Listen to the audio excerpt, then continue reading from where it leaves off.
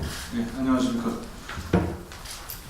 문희상 비상대책위원장의 개선으로 제8차 새정치민주연합 비상대책위원회 회의를 시작하도록 하겠습니다. 제8차 비상대책위원회 대회를 선언합니다. 문희상 비상대책위원장의 모두 발언이 있겠습니다. 비상대책위원회가 출범한 지 오늘로 19회째입니다.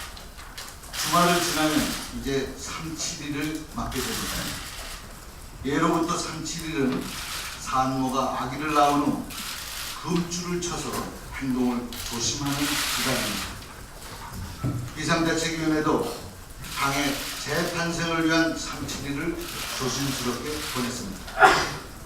오늘은 당무회의가 개최됩니다.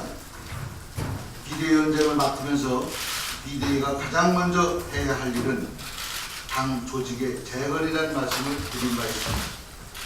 그 조직의 제일 우선순위가 의결기관이면서 집행기구인 당무위원회입니다. 오늘 당무위원회가 조직강화특별위원회 구성에 관한 안건을 의결하면 당의 뼈대인 지역위원회 구성 절차에 들어가게 될 것입니다. 이제 당 조직의 재건의 기초 내일은 완벽하게 정리되었다고 생각합니다. 그 내일 위를 기차가 힘차게 달리는 것만 남았습니다. 어제 우윤근 의원이 원내대표로 선출되었습니다. 이번 원내대표는 세월호 특별법 완결, 민생법안 처리, 국정감사, 예산심 전반을 진두지휘해야 할 악중한 책임을 짊어지고 있습니다. 주어진 임무를 꼭 완수하리라 믿어지지 않습니다. 최근 국민들 사이의 관심사는 망명입니다. 카카오톡 논란이 확대되면서 너도 나도 연일 사이버 망명을 전파하고 있습니다. 150만이라는 명이라는 소리도 있고 170만 명이라는 소리도 있습니다. 부산 영화제 다이빙 벨 논란도 계속되고 있습니다. 부산시와 새누리당 소속 여러 국회의원들께서 상영을 철회하지 않으면 돈줄을 끊겠다고 엄포를 놓는 바람에 국민적 관심사가 되고 말았습니다. 박근혜 정부의 일련의 행보를 보면 표현의 자유가 침해되는 것은 아니지 심히 우려됩니다. 실제로 표현의 자유를 가늠하는 우리나라의 언론 자유지수 수리가 계속 떨어지고 있습니다. 지난 2월 세계 57위였던 것이 2013년 50위에서 7단계 떨어지는 것입니다. 2006년 31위에 비하면 무려 26단계가 추락한 것입니다. 국민들은 과거 유신시대처럼 국가 통제사회로 회귀하는 것이 아닌가 불안해하고 있습니다. 이번 국감에서 국민 신상 털기에 나서겠다는 정부의 의지를 확실하게 바로잡는 데 앞장서겠습니다. 이상입니다. 예, 위원장님 말씀대로 어제 저희 당의 신임 원내대표 선출이 있었습니다. 우윤근 의원이 신임 원내대표로 선출되었습니다. 다음은 우윤근 원내대표의 발언이 있겠습니다. 어려운 시기에 제1야당의 원내대표는 막중한 책임을 맡게 됐습니다. 국민과도 소통하고 투쟁도 협상도 130년 새정치민주연합이 모두가 하나가 된 강한 야당이 되도록 하겠습니다. 보다는 국민의 삶의 위안과 희망이 되는 야당이 되도록 대안 있는 야당이 되도록 최선의 노력을 다하겠습니다. 지금 국정감사 중입니다. 우리 새정치민주연합은 이번 국정감사에서 무엇보다도 세월호 진상을 철저히 규명하고 서민 증세 등 소위 최경환 노믹스의 실상을 밝혀내고 진짜 민생법안과 가짜 민생법안을 가려내겠습니다. 동시에 가계소득 중심의 정말 서민을 위한 법안과 정책 마련에도 최선을 다하겠습니다. 오늘 원내대표 취임 후 첫날이지만 국정감사의 정상적인 진행을 방해하는 새누리당에 대해서 유감을 표하지 않을 수 없습니다. 수백조 원의 사내 유보금을 쌓아두고 있는 재벌 기업의 불법 파견 근로, 부당 간접 고용, 맹독성 발암물질 유출은 국민의 삶과 안전, 생명에 대한 직접적인 위해입니다. 그런데도 새누리당은 책임이 있는 재벌 총수들의 증인 채택을 일방적으로 거부하고 있습니다. 그런가 하면 여당원들은 국정감사장에서 질의 중인 동료 야당원을 회외하고 근거 없는 색깔론으로 매도하는 검담 메모를 주고받아 언론에 촉발되기도 했습니다. 국회의 역할과 본분을 망각한 행동이자 국민에 대한 모독이라고 하지 않을 수 없습니다. 결코 묵과할 수 없는 문제입니다. 저는 이 두 가지 사안에 대해 새누리당이 지도부의 책임 있는 조치와 엄중한 사과를 정식으로 요청합니다. 그 어떤 이유로도 변명도 이를 대신할 수 없을 것입니다. 온 국민이 바라는 소통과 상생의 정치는 상대방에 대한 최소한의 존중에서부터 시작됩니다. 새누리당의 품격의 정치, 정책적 대안을 가진 민생 경쟁, 입법 경쟁을 지향하면서 국회의 역할과 본분을 잊지 말 것을 다시 한번 촉구합니다. 네, 다음은 비상대책위원회 발언이 이어지겠습니다. 정세균 위원의 발언이 있겠습니다.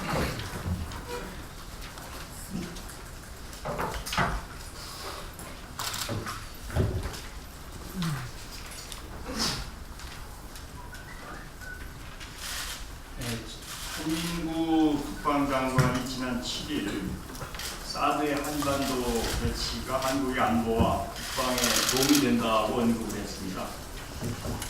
장관의 소신일 수 있겠습니다만 대한민국은 국방부만의 나라가 아닙니다.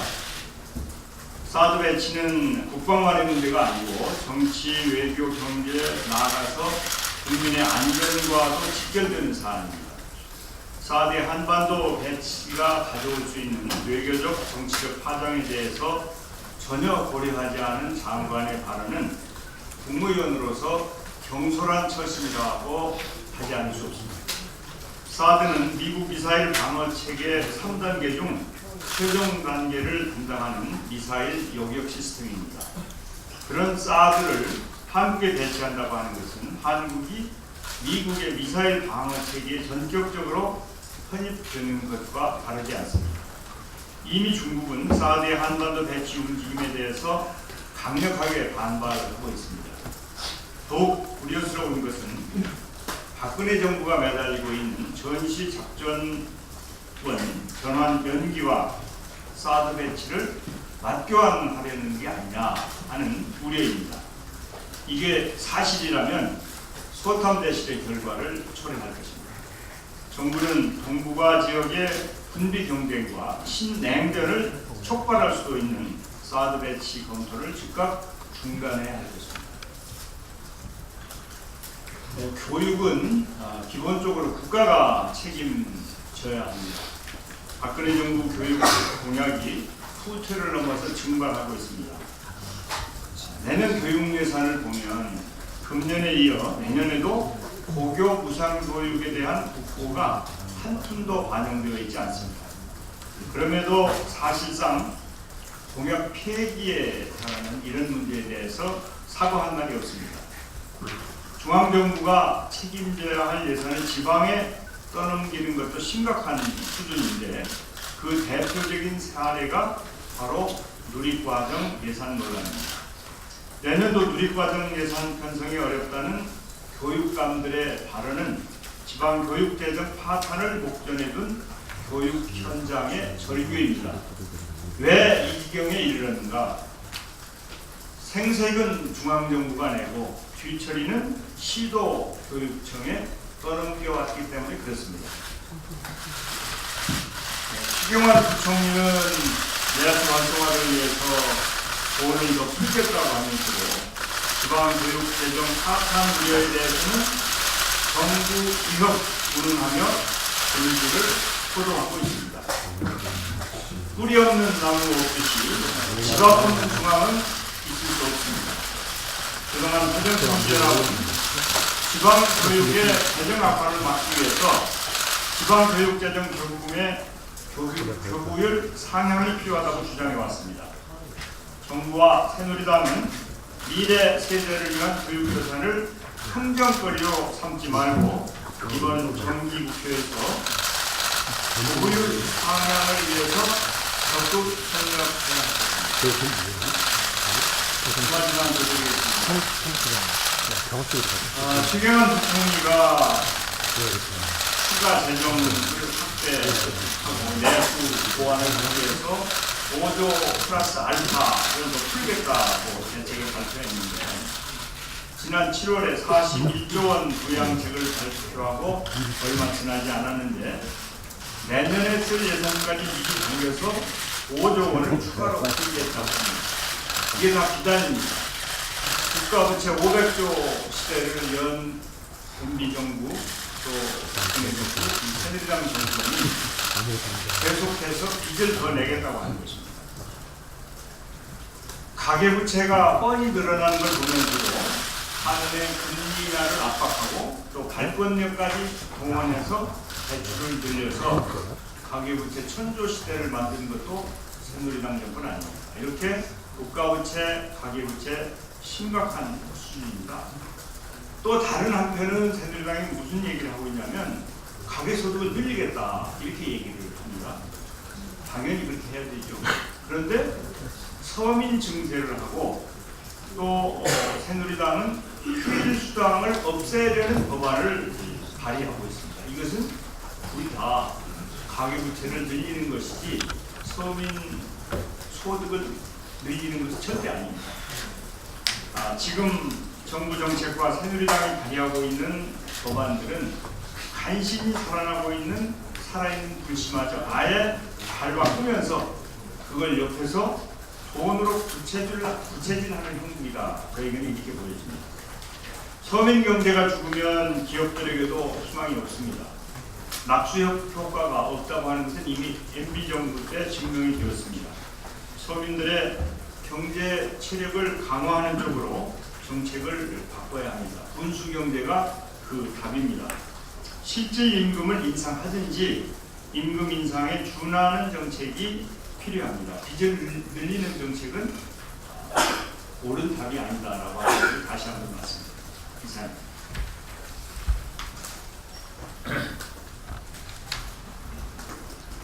예, 다음은 박지원 의원의 발언이 있겠습니다. 우은근 대표께서 어제 한국문화도 그 결과로 당선됐습니다. 축하를 합니다.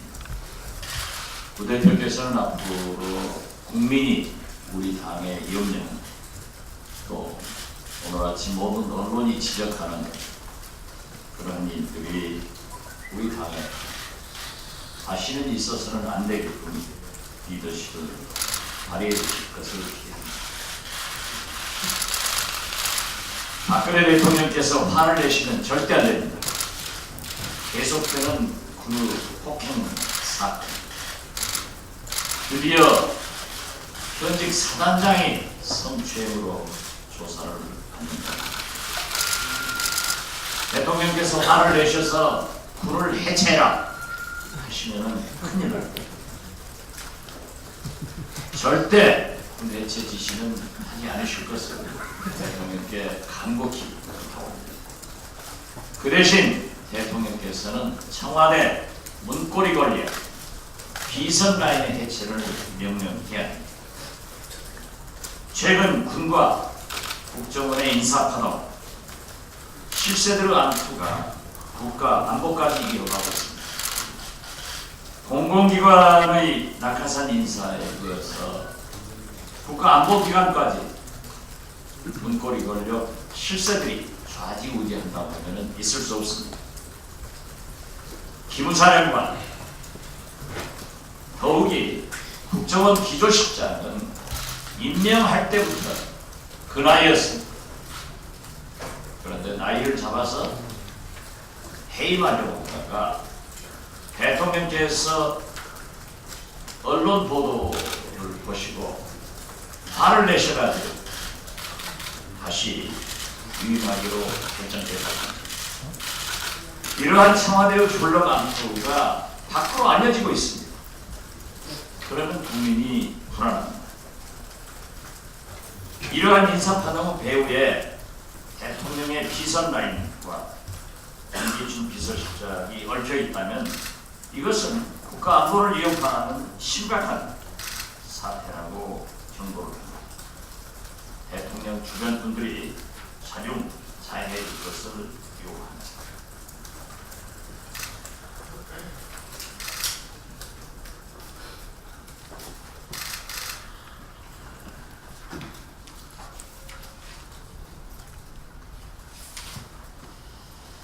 박근혜 정부가 2015년도 예산에서 누리과정 예산 2조 2천억 원을 전액 삭감했습니다. 이것은 박근혜 대통령께서 교육에, 육아버스, 보육에 큰 잘못을 일으키는 일입니다. 오죽했으면 전국 시도교육감협의회에서 누리과정 예산 편성을 거부를 결의하겠습니다. 지방교육재정이 파탄 위기에 있고 예산 편성을 도저히 할 수 없다는 이유입니다. 대통령 공약의 교육연계 복지 사업은 시도교육청 대신 정부가 부담을 해서 지방교육재정을 정상화시켜야 된다고 말씀드립니다. 이상입니다. 예, 다음은 문재인 위원의 발언이 있겠습니다. 삼척 시민들은 어제 실시된 원전 유치 찬반 주민투표에서 대단히 높은 투표율과 압도적인 반대율로 원전 유치 반대를 드렸습니다. 정부는 그 결과를 존중해야 할 것입니다. 삼척 시민들은 정부의 불의에도 불구하고 마치 지역민주주의의 국제처럼 질서 있게 주민투표를 치러내므로써 성숙된 시민의식과 가치의식을 보여주었습니다. 그런데도 정부는 원전 건설이 국가사무라는 주민투표의 효력을 부정하면서 삼척 시민 대다수의 의사에 반해 일방적으로 원전 건설을 강행하려고 합니다. 그러나 원전은 지역 주민의 삶과 안전에 무차별한 영향을 미치므로 원전을 유치할지 여부를 지역 주민이 주민투표를 통해서 스스로 결정할 수 있어야 합니다. 우리나라에서도 이미 원전 중저주의 폐기물 처리장의 유치 여부를 주민투표로 결정한 전례가 있습니다. 하물며 그보다 위험성이 훨씬 큰 원전에 대해서는 말할 필요가 없습니다.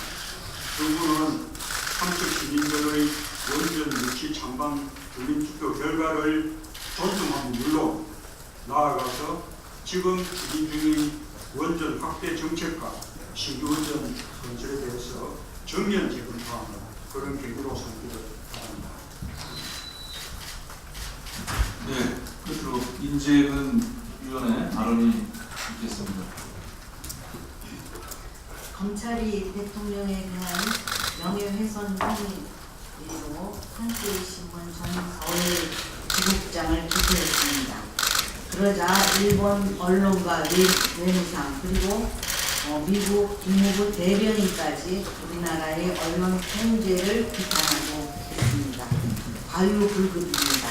검찰의 눈먼 충성이 사태를 망쳤습니다. 이제 검찰과 대통령은 국제적 조롱거리가 되었습니다. 그러나 문제는 여기에서 끝나지 않습니다. 대통령이 명예를 지키려다가 대한민국의 명예가 훼손되었습니다. 대통령의 과잉 반응과 검찰의 과잉 충성이 일개 신문사와 기자의 자질 문제로 끝날 일을 대한민국의 국경 문제로 비화시켰습니다. 어처구니 없지만 국제적 망신살이 이미 쏟아진 문제입니다. 하지만 이런 기회에 대통령과 검찰이 깨닫기 바랍니다. 대통령 개인의 명예보다 대한민국의 명예가 더 중요합니다.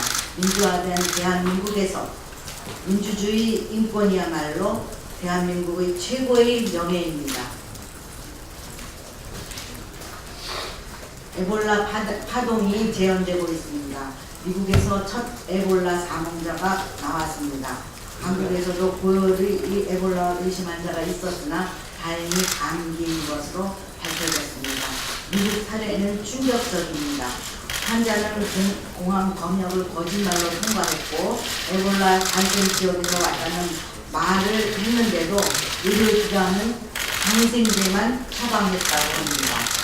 검역 시스템 작동이 문제가 있었던 미국을 담론 교사로 삼아서 이제 에볼라는 더 이상 아프리카의 문제가 아닙니다. 국제적 협력에 적극 나서야 합니다. 국내적으로는 공항과 항만 그리고 검역 시스템을 재점검해야 합니다.